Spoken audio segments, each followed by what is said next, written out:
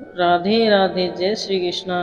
कैसे हैं आप सभी? आशा करती हूँ कान्हा जी की कृपा से आप सभी अच्छे होंगे। मैं आसी आप सभी का स्वागत करती हूँ अपने YouTube चैनल में। आज की वीडियो में मैं आपको सुनाऊंगी गणेश भगवान की अमर सुहाग और अमर पीहर की कथा। तो चलिए शुरू करते हैं। बोले गणेश भगवान की। सालों पहले गणेशपुरी नाम का एक गांव था। उस गांव में विनायक और बिंदु नाम के भाई बहन रहा करते थे। वे दोनों एक दूसरे से बहुत प्यार करते थे और हमेशा एक दूसरे का ख्याल रखते थे। बिंदु का नित्य नियम था, वह हर रोज घर के सारे काम पूरे करने के बाद अपने भाई विनायक का मुंह देखकर ही खाना खाती थी।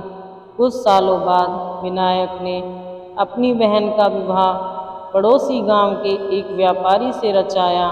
उसके ससुराल वाले काफी भले लोग थे। शादी के बाद भी बिंदु ने अपना नित्य नियम कायम रखा। वह हर सुबह ससुराल के घर का काम जल्दी जल्दी खत्म करके अपने मायके अपने भाई का मुंह देखने जाती थी। ससुराल से मायके तक बिंदु जिस रास्ते से जाती थी वह रास्ता खेतों से होकर गुजरता था। वहाँ पर घनी झाड़ियों के बीच एक खेजड़ी के पेड़ के नीचे गणेश भगवान की छोटी सी सुंदर मूर्ति रखी होती थी। बिंदु हर रोज आते वक्त उस मूर्ति के सामने हाथ जोड़कर बोलती थी, हे गणेश भगवान, मेरे जैसा अमर सुहाग और मेरे जैसा अमर पीहर सबको दीजिए। इतना कहकर वह मायके जाने के लिए निकलती। तब घनी झाड़ियों के कांटे उसके पैरों में चुभा करते। एक दिन रोज बिंदु मायके पहुंची और भाई का मुंह देखकर उसके पास बैठ गई। उसी समय उसकी भाभी की नज़र बिंदु के पैरों पर गई। भाभी ने पूछा, आपके पैरों को क्या हुआ? यह सुनकर बिंदु ने जवाब दिया कि आते वक्त खेतों की घनी झाड़ियों के गिरे हुए कांटे मेरे पाँव में चुभ गए। उसके बाद जब बिंदु वापस अपने ससुराल लौट गई तब भाभी ने अपने पति विनायक से कहा कि आपकी बहन के पैरों में कांटे चुभ गए, कल फिर से ना चुभे, आज ही आप रास्ता साफ करवा दीजिए। वह सुनते ही विनायक ने उसी वक्त कुल्हाड़ी उठाई और खेतों की घनी झाड़ियों को काटकर रास्ता साफ कर दिया।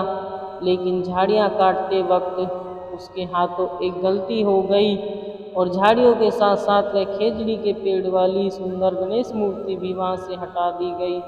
इस बात पर भगवान गणेश जी बहुत नाराज हो गए और भाई विनायक के प्राण हर लिए। अगली सुबह जब अंतिम संस्कार हेतु गांव के लोग विनायक को ले जा रहे थे तब उसकी पत्नी ने रोते हुए कहा, रुकिए, इनकी बहन आने वाली है, उसका नियम है, वह अपना भाई के मुंह देखे बिना नहीं रह सकती। फिर बोलने लगे, आज तो देख लेगी लेकिन कल क्या करेगी? दूसरी तरफ बिंदु रोज की तरह अपने भाई से मिलने ससुराल आ रही थी। रास्ते में उसका ध्यान जब रोज की तरह विनायक जी की स्थान पर गया तब उसने देखा कि गणेश जी की मूर्ति स्थान पर नहीं है। फिर उसने तुरंत ही उस मूर्ति को ढूंढकर उसके नियमित स्थान पर स्थापित कर दिया और हाथ जोड़कर बोली, हे गणेश भगवान, मेरे जैसा अमर सुहाग और अमर पीहर सबको देना। इतना कहकर आगे बढ़ी।